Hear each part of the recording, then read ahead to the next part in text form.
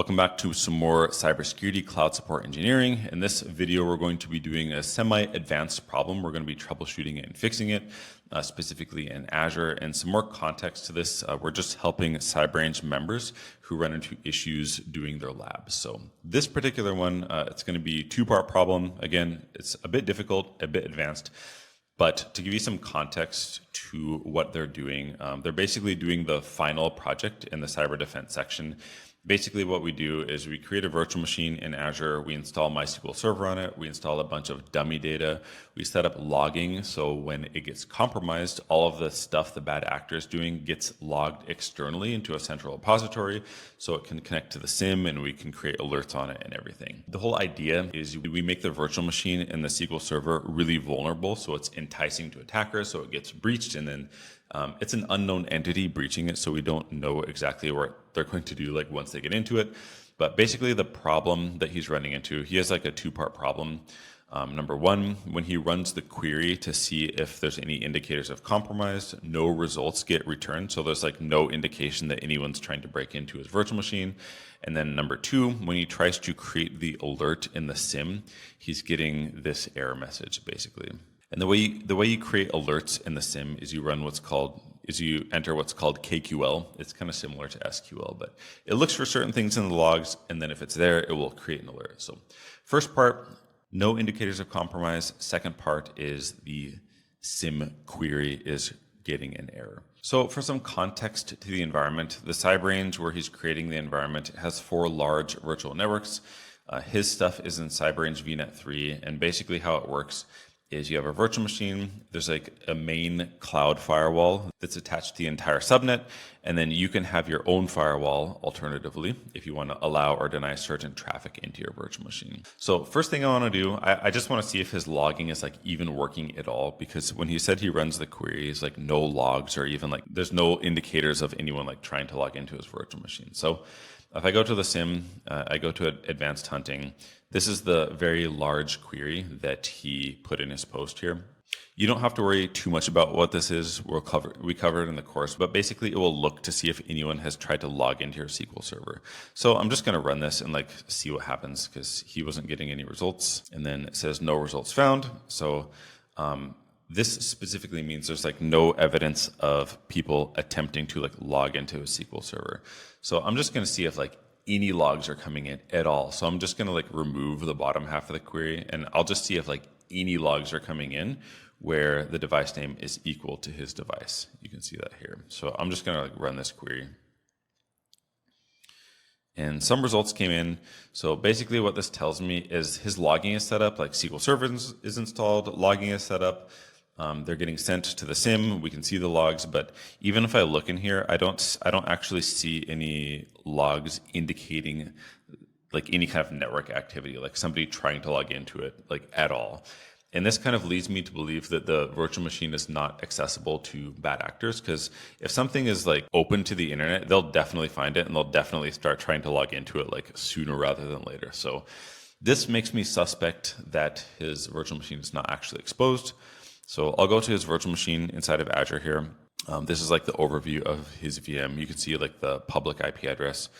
So if I copy this and then I run this command, this is basically a netcat command. And basically all this does is it tries to connect to his virtual machine and then it tries to see if port 3306 is open. And port 3306, this is just the MySQL, this is just the port that MySQL Server listens to. So if we run this, we'll see like what happens. It seems to be hanging, which leads me to believe that the port is like not open to the public internet. So if I go back to the virtual machine and we go under networking here, we can go to network settings and then we can see these are the 2 NSGs, aka network security group, aka the cloud firewalls. This NSG CyberRange 3, this is exactly this. Because this is CyberRange 3 virtual network. This is the main NSG attached at the virtual network level. So like everyone inside this VNet is subject to this firewall. But if we look at this firewall, we can see the actual rules in it. Basically, the inbound rule, it's allowing literally everything inbound. And you might be wondering, like, what's the point of a firewall if you're just like letting everything inbound? But for our particular use case, we want bad traffic to come into the cyber range so the stuff gets breached so we can practice incident response. And you'll notice like the outbound rules for this, it's blocking like pretty much everything except for like a select few ports and IP addresses. So basically the point of this firewall is to prevent attacks from going outbound from the cyber range and like attacking other people. So this firewall is okay. This rule is okay. Traffic should be allowed inbound. But if we look at this one, this is the one specifically attached to his virtual machine. So basically that would be this one. So traffic can come into the virtual network, but it gets assessed again when it hits his firewall. So if we look at these rules, we can see it just has the default rules here, like allow only VNet inbound, allow Azure Load Balancer inbound, and then deny everything else. Same with the outbound traffic. So basically like what this is telling me is traffic is coming into the actual VNet that's destined to his virtual machine, but it's getting actually blocked by this network security group. And we can test this by creating an inbound port rule. So we can say, destination port, I'll say 3306. This is like the MySQL server port. So I'll say any source, any destination, TCP port 3306, allow, and I'll just set this to priority 300. So it's something less than this. So it gets evaluated first. Make sure it's allow. And then I'll call this like MySQL inbound. So I'll call this one allow MySQL inbound. And if I add this,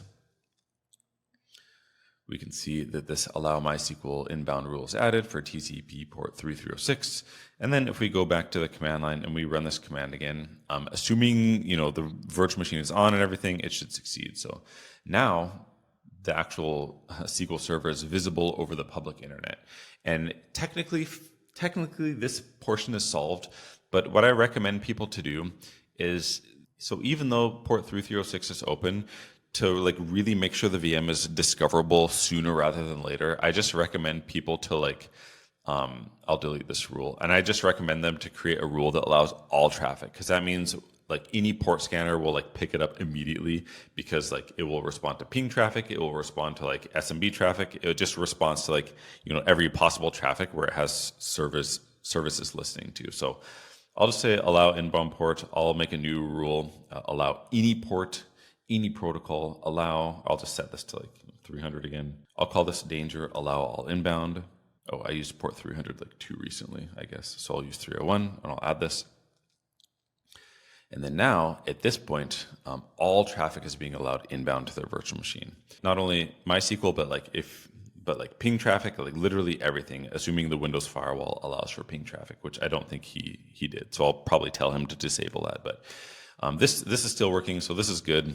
I'll delete this rule for now, but I'll tell him to create a rule that allows all inbound traffic when I go back to this thread here. So basically, this first part is solved. Once he allows all traffic inbound, eventually he'll start getting records for people like trying to log into his SQL server. And then the second part, when he tries to create the query rule for MySQL server, he's getting this error here. And I'm pretty certain I know what this is. So I will copy his query. And to give you some more context, basically all the telemetry in the cyber range is being sent to this log analytics workspace here. That's what it's called. And then this thing is connected to the SIEM, and then it ingests all of the traffic into the SIEM, Microsoft Sentinel or Microsoft Defender. But we actually have a second log analytics workspace that we use for like testing and threat hunts and stuff. So if I go into Defender, I expand this, and then if we go to Microsoft Sentinel and then configuration and then analytics, this is where you make the actual rules for the SIEM to like create alerts. And then if this thing up here is accidentally sent to Silent Corridor, we have two log analytics workspaces. This is the main one where all of our stuff is in. This is the testing one. And for some reason, people have this like testing one selected by default, and you can't see it, right? Because if your screen is like too big, you can't see which log analytics workspace is selected. And if I select the non-main one like so, and then I try to create a query rule. So for example, I'll say test, and then rule logic. This is where the actual like query goes. And you'll notice that it will produce an error. The reason for this is this MySQL audit custom log table doesn't exist in the test log analytics workspace. I know that might not make a lot of sense, but that's basically the problem. And if we click view query results, this is quite confusing to some people, because here you can specify the log analytics workspace again inside of this like testing area. And sometimes the actual correct one exists here. So like when you run it, you don't actually like get an error. Like I'll run it and then there's no results, but there's no error either. So that's the issue. So if we close out of this and then we set this to the main one, the primary log analytics, the law cyber range log analytics workspace, and we say apply. And then we go to create a new scheduled query rule. This is the SIEM rule. I'll just call it test. We set rule logic. And if we paste this, there shouldn't be an error anymore because we selected the correct log analytics workspace. And we can just say like next, and like, set the entity mapping and then finish creating the SIEM rule. I won't do it because I don't want to just create a bunch of like random alerts in here. But basically that's the problem. So basically, first part of this, the problem was the firewall's blocking all traffic, so there's no chance for anyone to even log in.